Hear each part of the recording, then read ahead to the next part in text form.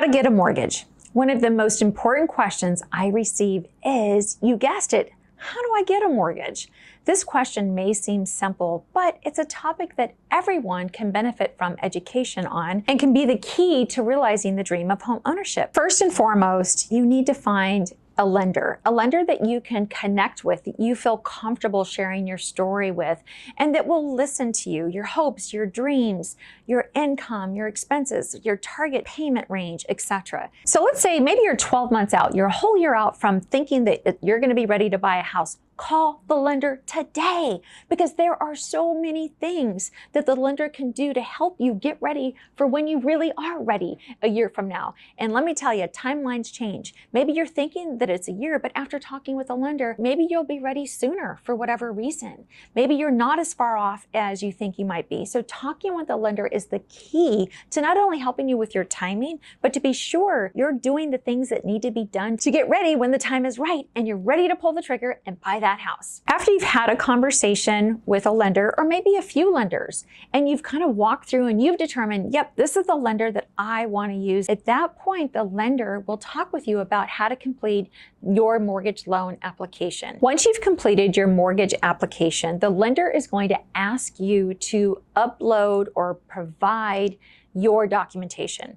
First, before I tell you what you're going to need, make sure that you are not just emailing this documentation, because when you email documentation, it is not secured, and we don't want bad guys getting it. Most lenders have a portal that's secure where you can upload the documentation.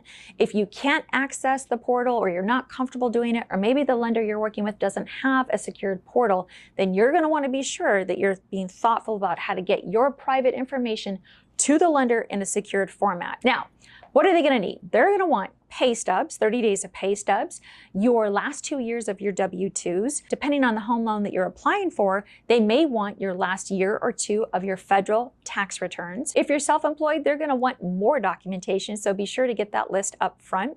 And then they're going to want your assets. They're going to want to know where your down payment's coming from, where your closing costs are coming from. If you're getting a gift, who is that coming from? All of this documentation is going to put you in a position to know that you're going to be pre-approved for that mortgage. Now, without it, a lender doesn't have everything that they're going to need to actually approve the loan. So this is vital. And I know a lot of people are like, well, this lender didn't ask me for that documentation. Well, guess what? At some point, they're going to need the documentation. So it's just best practice to get it all to the lender upfront so they can go through it and ensure that you're going to get that mortgage. Now, there's two steps in this mortgage pre-approval process. There's actually a pre-qualification, which is kind of like a downgraded version of a pre-approval.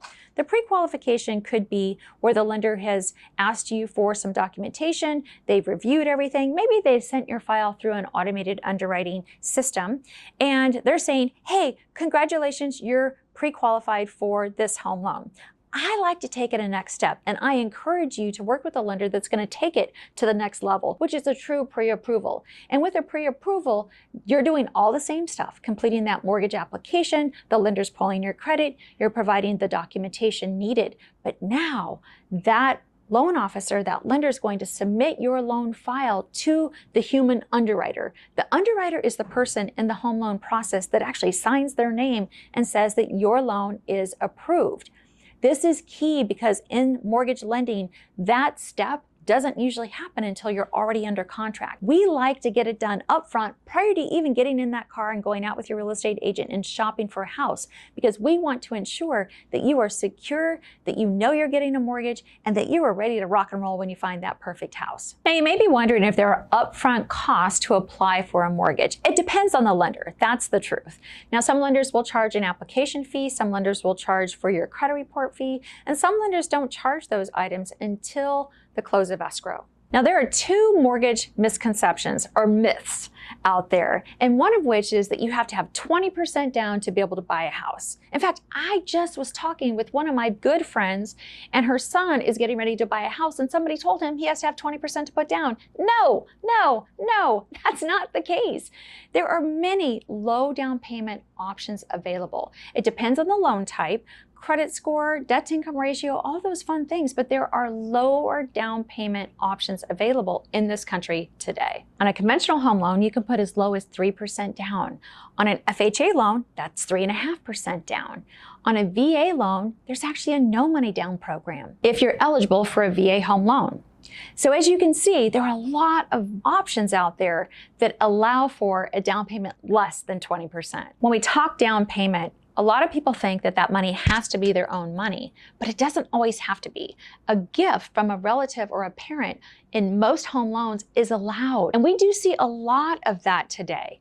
So maybe you're in a position where you have some money and a grandparent or a parent is in a position to be able to help you with the additional down payment and or closing cost credit. That's okay. Just be sure to talk to your lender and let them know that you will be relying on a gift for down payment and or closing costs so they can note it in your loan file and make sure that they get the documentation needed to close that home loan correctly. The second mortgage misconception is credit score.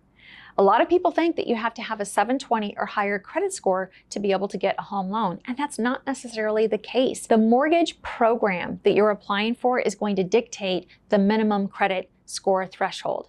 And many of these programs will allow for a credit score as low as, let's say, 620. That's very common in our country today. So don't get wigged out thinking maybe you're at a 680 or a 690 and you have to wait and you got to get that credit score up to be able to apply. This is why it's so important to talk with an educated lender and let them get their hands on your credit report and then start to coach you through. Are you in a position today with down payment and credit, your income, your assets, etc.?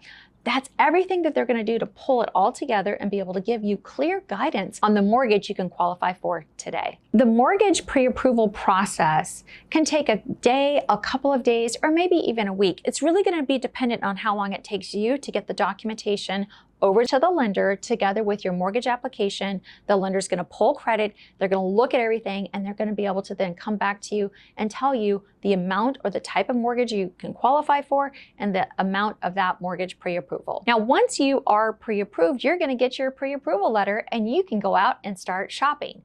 A lot of people ask, okay, I find my house, how long is it going to take for the mortgage to close? A typical closing time frame is 30 days.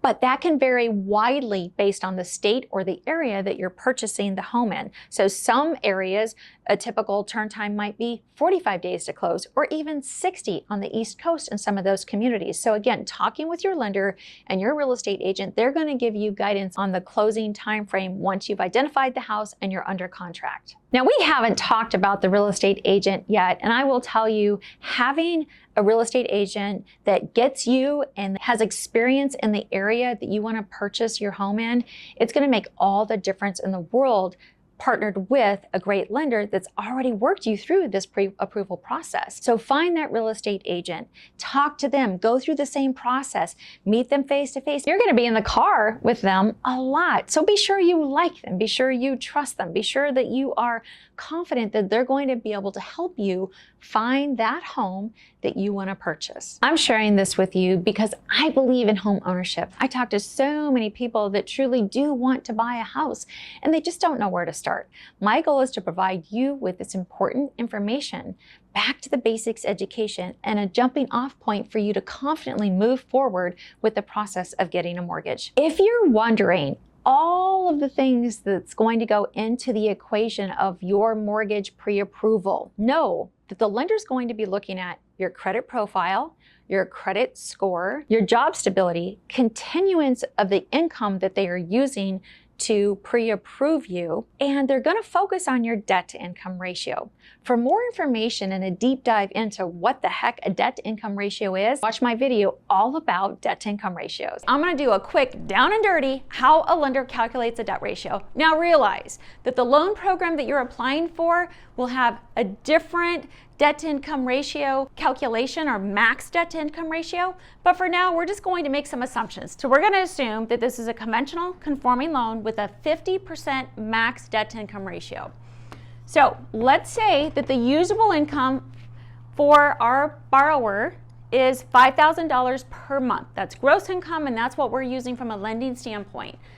Now I want you to think that at a 50% debt ratio, the maximum that all of that buyer's expenses can be is $2,500, all right? So that's at a 50% debt to income ratio, right? So now, what does that really mean to you? Well, if you want to buy a house, And let's say your estimated monthly payment is $2,000 a month. And that payment would include principal and interest, mortgage insurance, property taxes, homeowners insurance, as well as a homeowner association if you're buying in a community that has one. So let's say for this example that your housing payment is going to be $2,000 per month. Well, this tells you that if your maximum with your total payments, so that's going to include housing, any car payments, credit cards, student loans, alimony, child support, if that maximum that you can have is $2,500 in this scenario and your house payment is $2,000 a month, then you are left with not being able to exceed $500 a month on your other ancillary debts. So in this case, if you have a car payment that's $450 a month and you have a credit card payment where the minimum payment is, let's say, $30 a month, then you're at $480 a month, which means you're still qualifying at that 50% debt ratio. Now, where it gets off is, let's say that you want to buy a house where your payment's $2,000 a month, but your other debts are $1,000 a month. So maybe that car payment is $700 a month, and maybe your minimum payments on your credit cards are $300 a month. In this scenario, now your monthly expenses are $3,000 a month. If you divide $3,000 into $5,000, you're now at a 70% debt to income ratio. And guess what? You will not qualify, right? So all these other debts are really important when it goes into the home loan equation for debt to income ratio. Let's get into the best ways to prepare your credit score for buying a house. First, make your payments on time. I know it sounds crazy, right? But paying your bills on time is really the biggest thing that is going to leverage that credit score. I often have seen people that have had perfect credit for years and years and years, and they have one 30-day late payment, let's say on a credit card. That can drop the credit score anywhere from 80 to 100 points. So when I say paying your bills on time, it is a game changer and can definitely have a big impact on your home loan pre-qualification. Now, what is considered late? This is important.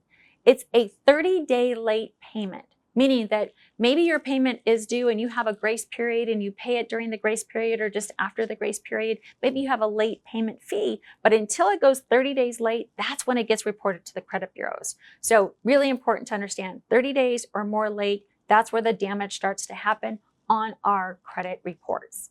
And if that late payment was in the last 12 months, this is even a bigger impact to the credit score. So for example, if you're going through the home loan pre-qualification process and maybe you just had a 30-day late payment on a credit card 60 days ago, the fact that that late payment is so recent, it is going to negatively impact the credit score and potentially the ability to get pre-qualified because it weighs heavier in that overall credit score. Now, the further that late payment gets from the point in time that your credit's being pulled, so let's say it was a year ago, it's less of an impact on the credit score. So the timing of when that late payment was versus when you're going through the home loan pre-qualification process is really crucial. The second item is credit utilization. So first, it's important to know that if you don't use your credit cards within a 6-month period, then your credit cards are going to become inactive from the scoring standpoint. So if you don't believe in leveraging or using, let's say, credit cards, that's okay. Go to dinner, go to Starbucks, you can pay it off. But just that activity during every 6 months is important because that is going to feed into your credit score. And then the second part of that is keeping your balances on your credit cards at 30% or lower of the limit. And this is really important. I see people all the time that maybe they use a credit card for work. And maybe it has a $10,000 limit. And for work, they're maxing it out every month, even though they get reimbursed and they pay it off. If at the point in time that the lender is pulling the credit and that credit card is essentially maxed out, or the balance exceeds 30% of the limit on the credit card, you're going to start to see the credit score be impacted negatively. So the sweet spot is 10%. So keeping balances at 10% or lower of the limit. But anywhere between that 10 and 30% is fine. Once those balances on credit cards start to exceed 30%, you're going to see a potential decrease in the credit score. And this is even if you've never had a late payment. This is what's so crazy about it, because the credit utilization is a factor that drives the credit score. And a lot of people don't realize that. So now you know. The third thing is know when to pay your credit cards. Even if you pay your credit card off every month, if you don't pay it at the right time, it's not necessarily benefiting you. You can contact the creditor and ask them when they report to the credit bureaus. If you're paying that credit card off, plan to pay it prior to when the creditor is actually reporting it to the credit bureau. That's going to help maximize your credit score. And finally, this is really, really important. If you want to buy a home and you know you're going to use a mortgage, be sure that you actually have an experienced mortgage lender pull your credit report prior to you doing anything. We see this often where people maybe have old collections and they just have it in their head and they want to get right and get ready to buy a house, and they think they're doing the right thing by going out and paying these old collections. But here's the deal. If you pay a very old collection off without talking to the creditor appropriately, and that collection account now shows as a paid derogatory debt, the issue is when you do that, you're bringing a very old, kind of outdated account current. So that can decrease your credit score. So if you're going to pay off a collection account and it's an old collection account, stop.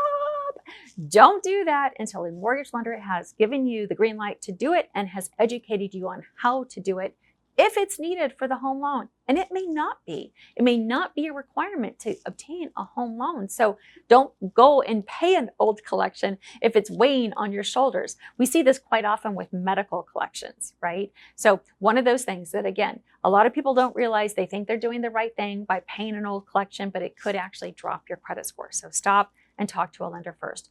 And then lastly, we have people that have closed their credit cards and the credit score drops. I know, it's crazy. But again, part of what's driving a credit score is your revolving available balance on your credit cards.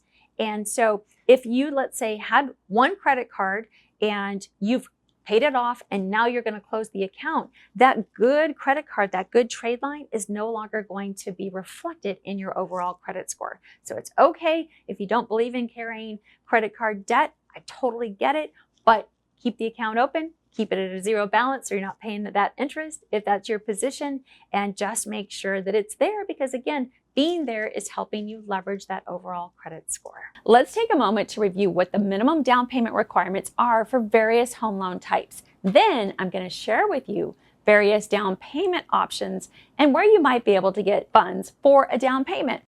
Minimum down payment for conventional home loans is 3%. That's right, 3%. Now, here's the key. Not every lender across the country offers the 3% down conventional loan. So when you're talking with a lender and you think that a conventional loan is going to be the best option for you, you're going to want to stop and make sure that they do offer the 3% down conventional loan. The minimum down payment for FHA home loans is 3.5%. And when I say these percentages, that's 3.5% of the purchase price. So if it's a $200,000 house, 3.5% of $200,000 is $7,000. That's what the down payment would equate to in that type of scenario. And on a VA home loan, if you have served in the military, the National Guard, or the Reserves, there is no down payment required for VA home loans.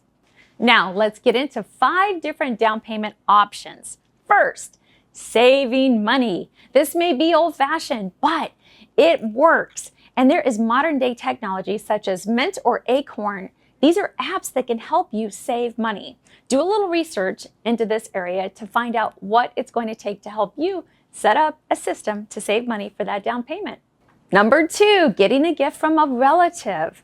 This is definitely a viable option. So many times when we're talking with our clients, especially first-time home buyers, we ask, have they spoken with their parents or grandparents or a relative that is in a position to be able to gift money? And is that even an option? A lot of times it is an option, and many times family members who have the money do want to contribute to help their family be able to buy a house. Now, keep in mind, if gifted funds is part of your scenario, your lender, depending on the loan program, is going to require certain things happen. Your family member will have to sign a gift letter indicating that they are giving you the money truly as a gift and it is not a loan.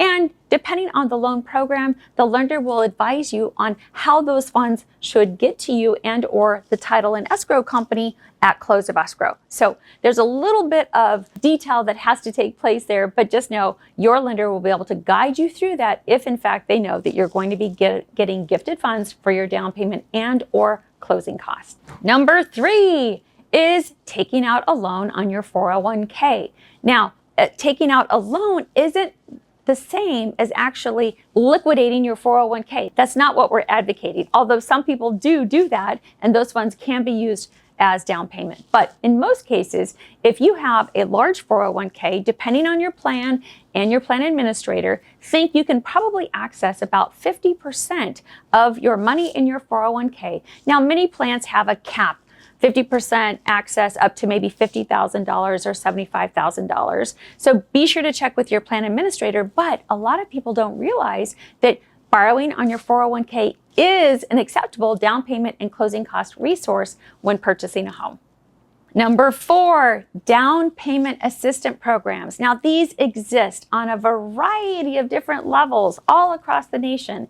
Your community, your state, your city may have access to these, and talking to a local expert that focuses on down payment assistance will be helpful to you. There's pros and cons to any type of home loan. And when we get into down payment assistance grants, there might be some requirements that are important for you to know, but it doesn't change the fact that these are really incredible programs that do help people purchase homes who otherwise might not be able to purchase because of not having funds for a down payment. And number 5, with regard to options for down payment assistance, these can be investments that you have, so stocks, bonds, mutual funds, and potentially even cryptocurrency. And hey, this is a big thing right now in home lending because the lending guidelines are trying to catch up with this new way of investments, and people have lots of money in cryptocurrency. So if you're in a position where you do have money invested in cryptocurrency and you want to access those funds for down payment or closing costs when purchasing a home, be sure you're talking with your lender and they will walk you through the details on exactly what's going to be needed. The guidelines on cryptocurrency feel like they're changing almost every day. So again, be sure to talk with a lender that has experience in this. They can check the guidelines for the program that you're going to be using and be sure to set you up for success out of the gate. You might be wondering, well, how much money do I need to buy a house? Beyond mortgage payments, we're going to be talking about 4 things you need to keep in mind when considering buying a house and how much money you'll need to set aside to get started with your home ownership journey. First, earnest money. Once your offer is accepted by the seller, you are going to have to give the title company your earnest money. Now, earnest money is considered good faith funds, and it is built out in your purchase contract, and your real estate agent will let you know how much earnest money that you're going to need to deposit into escrow, i.e. with the title company, and that is going to be due immediately after your contract is accepted. Now, depending on the time of day, etc., just think kind of next business day, you will be needing to send your earnest money to the title company, and it's actually on page 1 of your purchase contract. It will be detailed. You'll see your offer price. Your real estate agent will note how much earnest money that you are going to be depositing into escrow once your contract is received, and then it's going to give a balance of your remaining down payment and then your loan amount that you're expecting to finance. Now, keep in mind that your earnest money will be applied towards your closing cost and your down payment at close of escrow. So it is definitely your money. It's just kind of like a pre-deposit towards final closing figures. All right, number 2, down payment. Now, down payment is going to be based on a variety of different things. Primarily, though, it's really going to be based on your loan program. And so if you are, for example, purchasing a house with a VA loan, you may not have a down payment. If you're doing a conventional loan and you're a first-time home buyer, then you can do as low as 3% down. There are some conventional loan programs based on income that you could still do a 3% 3% down, even if you're not a first-time home buyer. And then FHA is a 3.5% down payment. So down payment is going to be based on your loan program, absolutely, without a doubt, and then any special kind of circumstance that you have. Down payment funds are due at close of escrow. So just kind of know that from a lending perspective, we are talking with our buyers up front, wanting to know where those down payment funds are coming from. Do they already have the funds? Are they being gifted to them from a family member or relative? All of that goes into the equation and the process.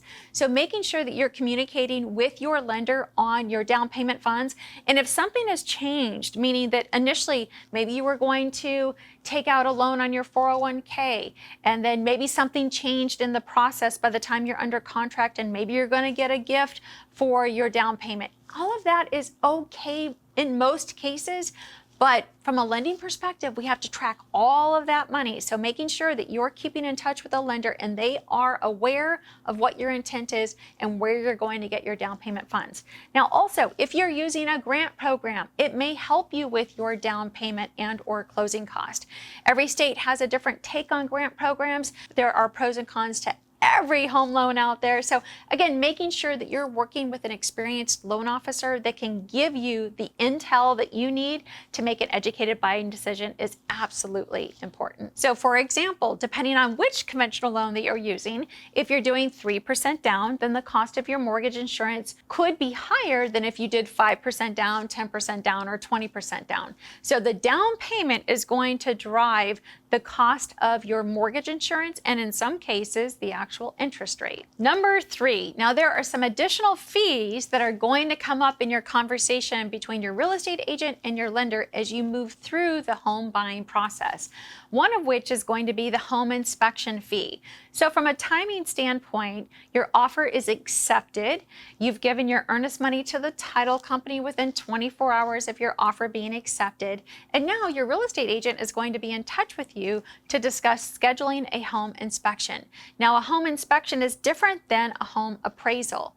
The inspector is going to come into that home and they're going to be looking at all kinds of health and safety things. They're going to be looking at things that might need to be addressed with the condition of the home. And then they're going to give you and your real estate agent a report so you know and have done your due diligence. You know the bones, you know if there's anything wrong with the house that is detected at least at that point. Now you're going to pay the home inspector up front when they complete that inspection. So just know that fee can range depending on price point and if there's a pool and where the property is located and any uniqueness to the property. But in your head, your real estate agent will be able to tell you what that home inspection fee is, but kind of think probably anywhere between, I'd say $300 and maybe $700 for that home inspection fee. That is prepaid upfront directly to the home inspector at the time of the inspection. Now, once you're through the home inspection and you are good to go, you feel comfortable buying this house, the home inspection didn't bring forth any major concerns, the next step in the lending process will be to order the home appraisal. Now, the home appraisal fee will vary based on lender and again, uniqueness of the property, price range, etc. And that appraisal fee can range anywhere from $500 up to sometimes $1,500.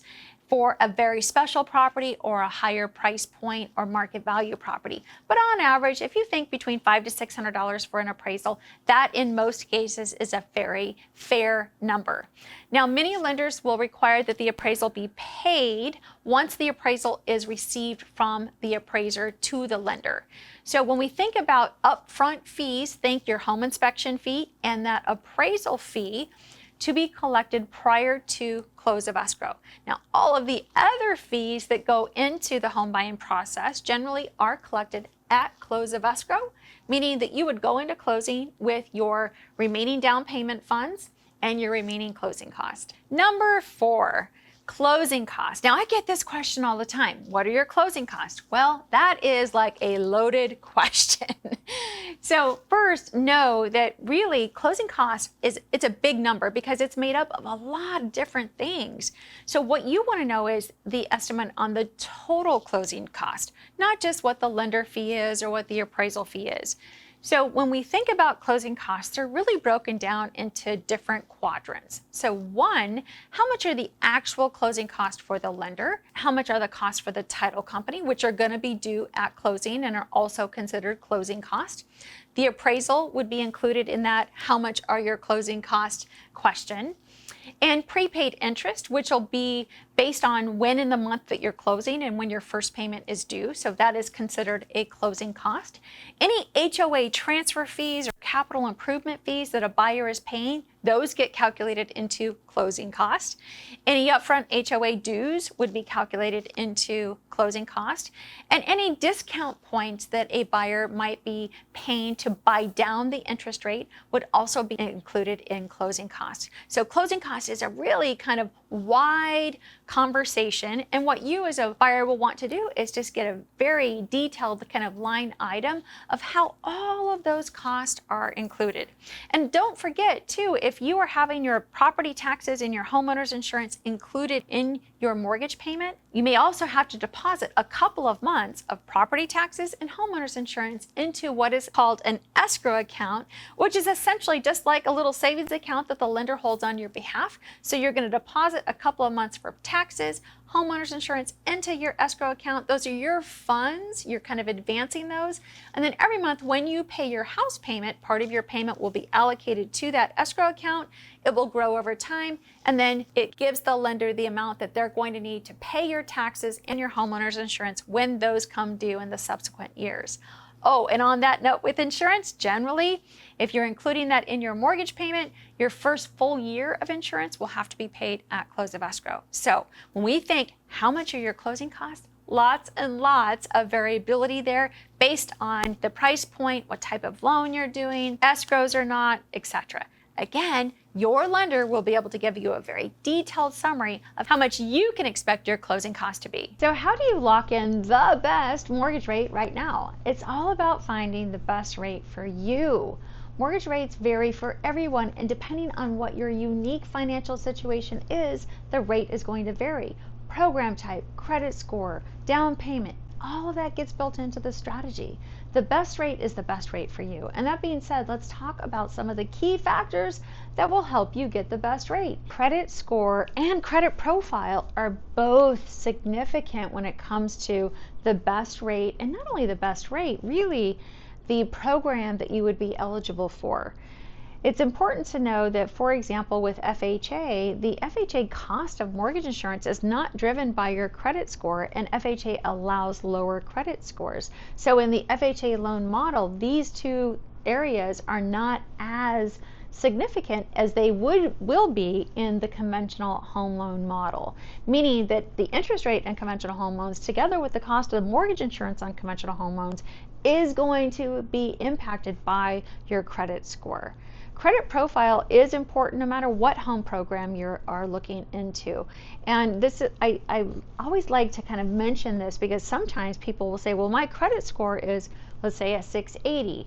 But really, when you look at the credit profile, maybe there has been recent derogatory credit exceeding 30 days. And in that scenario, that could be problematic to qualify for a home loan depending on what's going on. So credit profile is as important as credit score, but from an interest rate and a cost standpoint, credit score is going to drive the rate modeling depending on the home loan program. Which brings me to loan type. So when we think about home loans in our country, there's really going to be what I'm going to call 5 different home loans. One, the USDA home loan, FHA, VA, conventional, what we're going to say conforming, so that's going to be under whatever the year conforming loan limit is, and then we get into conventional that's out of the box, out of conforming, which is not backed by Fannie Mae or Freddie Mac. And in that will encompass a whole lot of different programs, and those could be jumbo, those could be what we call non-QM, meaning that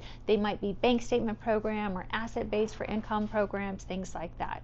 But there are a variety of loan programs out there, and the program itself will impact the interest rate and the cost of the home loan. Down payment, as we think about down payment, each one of those home loan programs I mentioned will drive the down payment option because they all vary.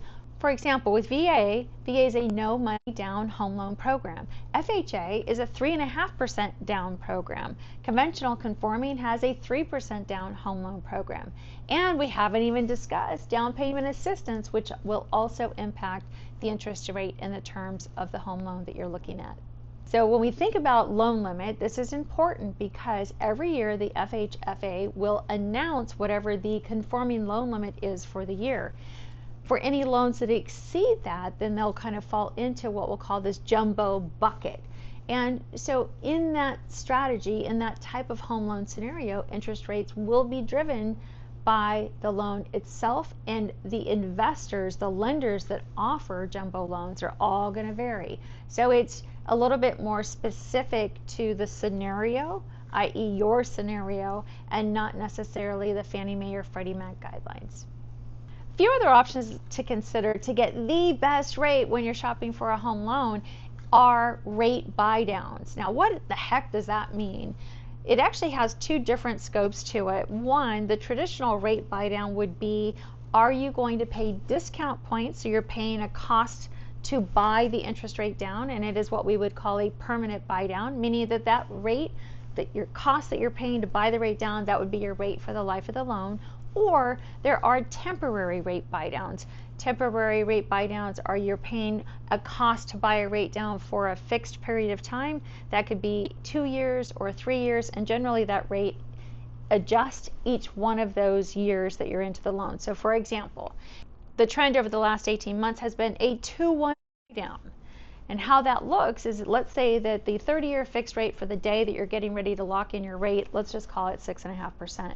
In the 2-1 buy down scenario, your interest rate, your payment would be based on an interest rate 2 points lower than what your note rate is. So in this scenario, that payment for the first 12 months of your home loan would be based on 4.5%. The second year, the payment would increase based on a 5.5% interest rate. And then the third and final year, the interest rate would adjust to your note rate, which is that 6.5%. So that is called a temporary rate buy down. Another way to get the best rate, at least in this market cycle, and this too shall pass, but right now, is to look at new home construction. Many of the big production builders across the country are offering permanent rate buy downs, and they're leveraging builder forward commitments to do that, meaning that they are working with lenders across the country to buy that interest rate down. They're doing that permanent buy down on your behalf. So if you're in the market for a newly built home, checking out what the builder has to offer through their lending partner could be another angle to get that best rate. So remember, the best rate is the one that fits your unique scenario. One of the things I'm often asked is, Kelly, how do I avoid mistakes during the home buying process? This is a great question, especially if you're obtaining a home loan. Once you find your dream home, you'll want to ensure a smooth, on-time closing. The last thing you want is for everything to fall apart during the home mortgage process. First and foremost, let's address the home loan pre-qualification. If you're buying a home and you are going to use financing, you must be pre-qualified and have your pre-qualification letter in hand by the time that you're making an offer. Now let's assume that you are pre-qualified for your home loan. Here are the mistakes that you want to avoid. If there is any change with regard to your job status, be sure that you are communicating that change with the lender. So this could be a reduction in hours, this could be changing a job, this could be changing a job and then having your pay structure change from job to job. There's so much that goes into it. Remember that when you were pre-qualified, your lender used specific information based on your employment at that time. And if that changes during the process, it could impact your ability to obtain a home loan. So job changes, a big deal. Stop, talk to your lender, be sure that they understand what is going to change with any job change. And again, if there's a reduction in hours, maybe you were full-time and now you're going part-time, or maybe you're going on maternity leave or something along those lines, just you cannot over-communicate this enough with your lender. Job change, income change status, super, super important. Oh, and one more thing, you think that maybe you're getting a new job and you're going to be making more money. And you're thinking, oh, it's not a big deal, I don't have to tell the lender. Well, realize that based on how you were paid and then the new more money that you might be getting, if it's not paid the same way, For example, maybe you had a base salary of $50,000, and on your previous job you were getting a bonus quarterly, and that's how the lender used and what the lender used to qualify you for your home loan pre-qualification. And then on your new job, let's say that your base salary is going to go to $30,000, but your bonus income is going to increase substantially. That is potentially a problem because the base income was used at $50,000. And for bonus income, from a lending perspective, they want to see a history of receiving it. So the fact that you're going to receive it doesn't necessarily say that you have received it, especially if it is performance-based. So that's just a great example of how a lot of times people will think, well, I'm going to be making more. And in reality, you might be making more. However, from a lending standpoint, we're going to dive into the details of the material change between base salary, commission income, bonus income. All of that is going to go into your home loan approval. So really, really important to communicate that, over communicate it with the lender before you go through any job change. Co-signing. Oh my gosh, so many times I see this where we have pre-qualified somebody. Now remember, when a lender pre-qualifies you, your credit report is good for 120 days. But from a lending perspective, the lender is going to monitor your credit during that time frame. So any material changes that occur with regard to co-signing, new inquiries, new debts opened, all of that's going to pop up on the lender's monitoring report. So for example, I had a client who was already pre-qualified. He was moving here from California and he was set to go. And during the home loan process, he actually co-signed for his daughter's student loan. And this wasn't just any student loan. This was a $300,000 student loan that he co-signed for. Now in his mind, he's thinking, not a big deal. My daughter is going to be a doctor. This is just me co-signing for her. But from a lending perspective, it is a big deal because now he is legally responsible for that debt, which means from a lending perspective, we have to calculate a payment on that $300,000 student loan. It did put him in a position where he could no longer qualify. So I can't stress this enough. Before you co-sign for anybody, a car, a motorcycle, a student loan, even on a student loan, a lot of people think, well, the payment's deferred. My daughter or son won't have a payment for 12 months, 24 months. It doesn't matter. From a lending perspective, the lender is going to calculate a payment because we have to. It's in the lending guidelines, even when a student loan is deferred and that there isn't technically a payment during that time. Don't go buy a new car, even if you can. Make sure that you're communicating with the lender because depending on where we are in the process, let's say that even your debt to income ratio can qualify with a new car payment in it. But let's say you're a week outside of close of escrow. Here's what happens. That credit monitoring system that lenders use is going to pop up that you had an inquiry for a car. We're going to reach out. We're going to find out, oh, you do have a car payment. And let's say that payment is $1,000. Okay, well, maybe in your scenario, you can qualify for the $1,000 car payment. But guess what? That doesn't mean that the lender doesn't have to document it. So when we're in that last few days before your close of escrow, we would have to obtain a copy of the purchase agreement. We have to verify the account number. We have to verify the car financer. We have to add it to your credit report. We have to rerun the loan approval. It has to go back into underwriting. All of those steps have to happen for any new debt that you have acquired during this process. So that's why we say don't open any new debt, don't buy a car, don't do anything during this process without communicating with the lender. Because again, the closer you get to the closing date, the more hoops it's going to be and the more stress it's going to be for you if you can qualify with that car payment. Now let's say you can't. And this is especially important, especially for self-employed people, because from a lending perspective, the way that the lending guidelines require lenders calculate income for self-employed borrowers is much different than what self-employed borrowers think that they make, and actually probably are receiving in with regard to cash intake. So I recently had this situation where we had a self-employed borrower and the debt ratio was very, very tight. If he went 1% over that threshold of the debt ratio that the lending guidelines allowed based on his loan type, he was not going to qualify. So he was relocating here, self-employed. In his mind, not a big deal. He can go buy that car. And his real estate agent actually called me when he was at the car dealer and said, hey, I just want to give you a heads up that our buyer is going to be purchasing a car. And we were about a week outside of close of escrow. I'm like, absolutely not. Cannot buy a car that will put him into a position of not being able to qualify for his home loan. So that is one of these things where, again, even if you think that you can qualify for it, and you may be able to, from a lending perspective, it may put your debt ratio at a point where you can no longer qualify. So over communicate any action during the home loan process with your lender. This happens all the time. So let's say that you are cruising right along, you found your dream home, you're under contract, and you haven't changed your job, you haven't bought a car or anything like that. But very often, especially about a week before close of escrow, as you are getting close to getting settled and thinking about moving and getting your electricity on and the gas on and all of that stuff, if you have to buy appliances, many times people will go to one of the big department stores and they are like, yes, I'm going to buy these appliances because there's no payment for 12 months. Well, guess what? If there's a credit inquiry and you're obtaining credit, the lender is going to calculate a payment, even if there's a payment not due to that creditor for 12 months. From a lending guideline standpoint, we still have to calculate a payment, which means that one, that could put you in a position of not being able to qualify, or two, it's just going to create more hoops that you're going to have to now provide to the lender the documentation of the appliances that you purchased.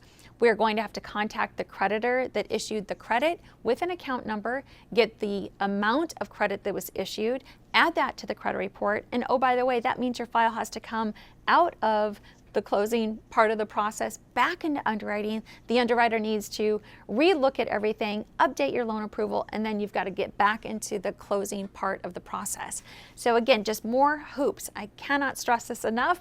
Make sure that you are communicating with your lender, and if you can avoid buying those appliances, even if there's no payment for 12 months, avoid buying those appliances during the process. The day you get your keys and the loan has funded, you are good to go. You can do what you want. But up until that point, every little action that has to do with credit or debt is going to impact the loan approval.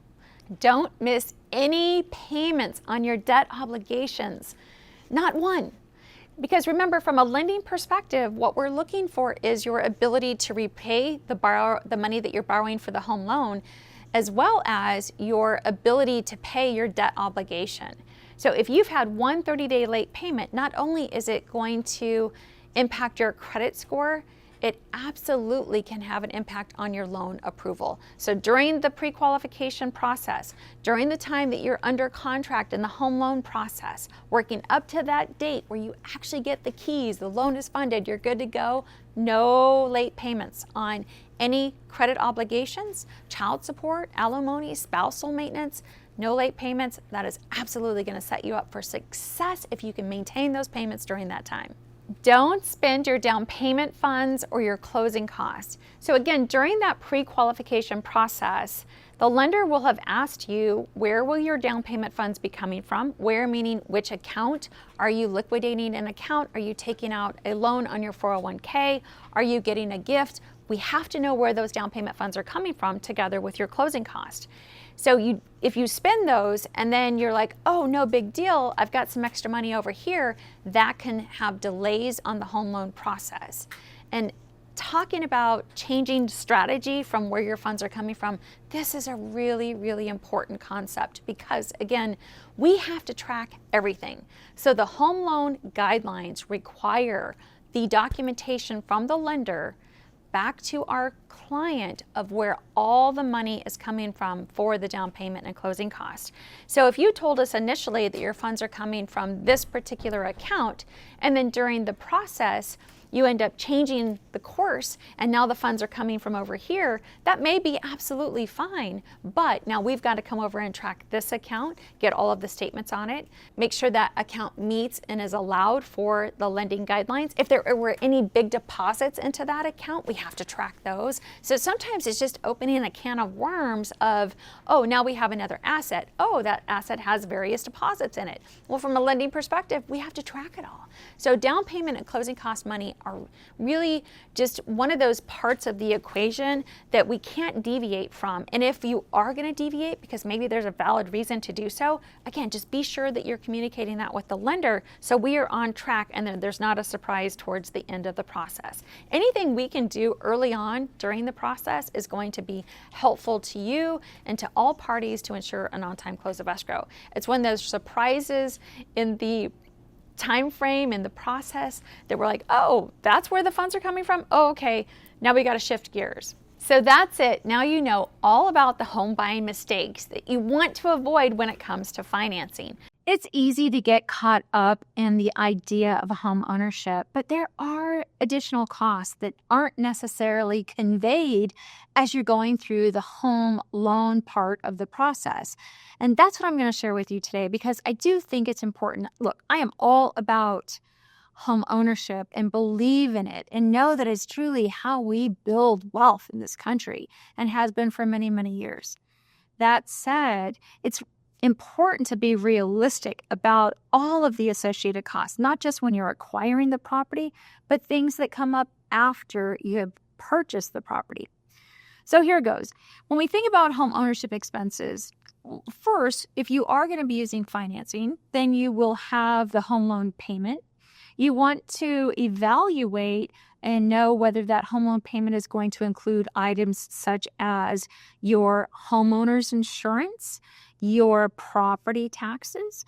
Home loans, depending on your down payment and the loan type, would allow you to include those things. So you have one lump sum payment that you're sending to the lender.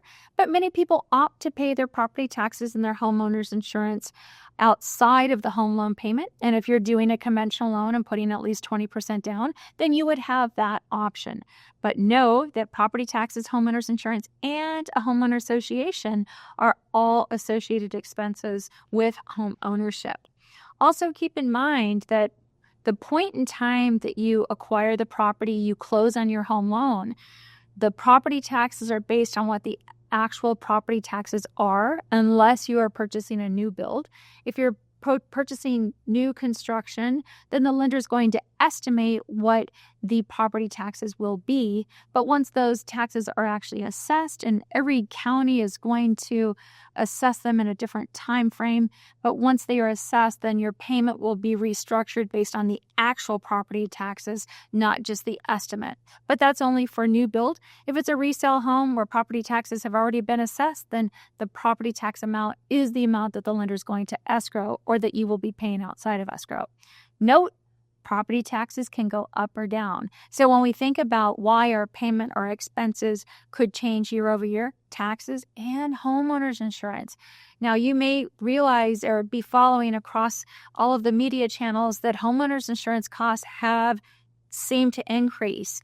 And it almost feels like it doesn't matter what state you're in, whether you're in a state that has natural disasters, unfortunately, or if you're in a state that hasn't. It feels like homeowners insurance premiums across the board have increased over the last year. So realize that if you are really tight on your budget and maybe you close on your house today, that payment feels comfortable for you, there could be an increase to the homeowners insurance or the property taxes in subsequent years. Now, beyond the mortgage payment, utilities, so gas, electricity. If you're purchasing a resale house, one thing that people don't realize is you can actually go to the utility company and get a history of what the payment for those things are. I highly recommend that for people that are first-time homebuyers or are really budget conscious. Factor that into your overall budget.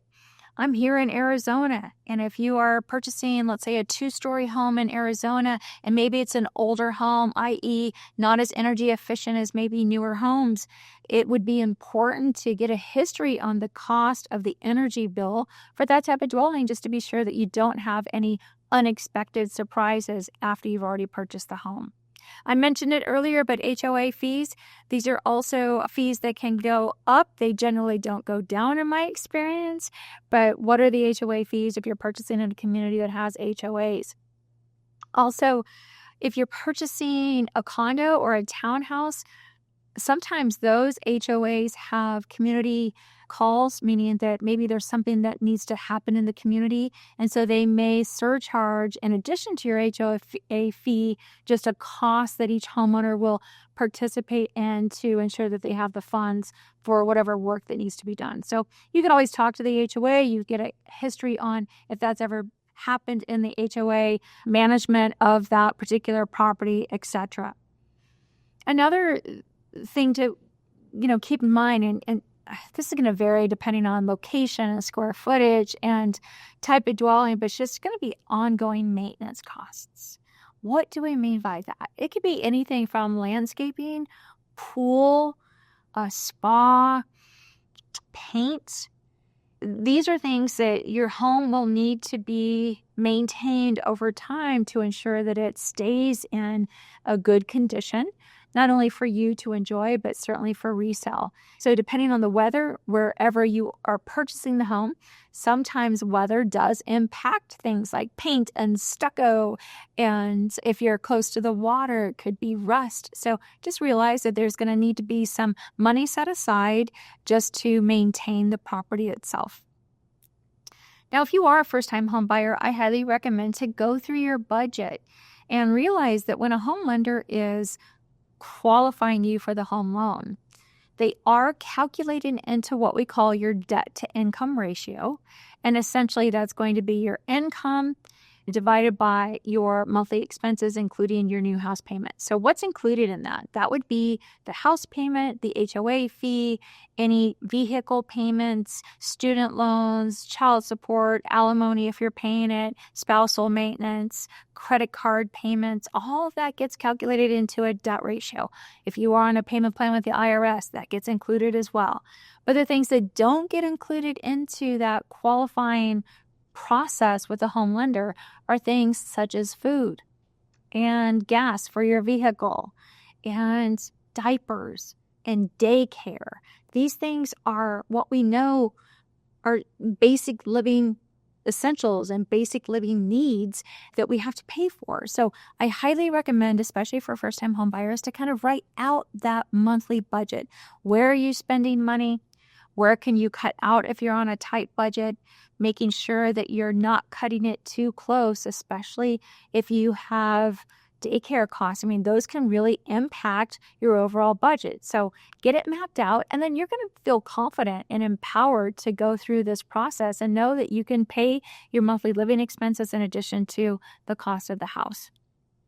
Also, I think if you're in a position, set up an emergency fund. And by that, I mean, if you can set aside 6 months of your living expenses, including your house payment, oh my gosh, I mean, that way you know that if something happens, maybe your car breaks and it's an unexpected expense and you've got to pay for the mechanic to fix the car so you can get to work to make money. If you've got a little bit of a buffer there, if it can be 6 months, great. If it's 2 months, it's 2 months. But at least you've got a little bit of breathing room there. It goes into a savings account that you don't touch, and it's just there for a rainy day. And my final tip is, if you are new to purchasing real estate and you're a first-time home buyer, seek the advice of a professional real estate agent. I think that with all of the craziness that's been in the media over the last year or two, some people think that they don't need a real estate agent. And I will tell you, I have been in this space for 30 years. I can never see myself not utilizing a real estate agent to buy or sell a home simply because I see the value they bring every day, whether that's with contract negotiations, whether that's with insight into what's going on in particular communities, etc. There is value there. And lastly, if you are going to be financing that home purchase, talk to an experienced lender, somebody that is going to listen to what your financing goals are and be there for you as a resource as you move through that home buying journey. There are a lot of ups and downs when you're buying a home, and it feels very emotional. Just know that when you've got the support of a professional real estate and mortgage lender, you are going to feel so much better and empowered as you move through the process. If we can be of any service to you, we lend in 45 states. We'd be happy to chat with you about what your financing goals are. You can reach us at 480-725-0150. You can call or text that number. We'll talk to you soon.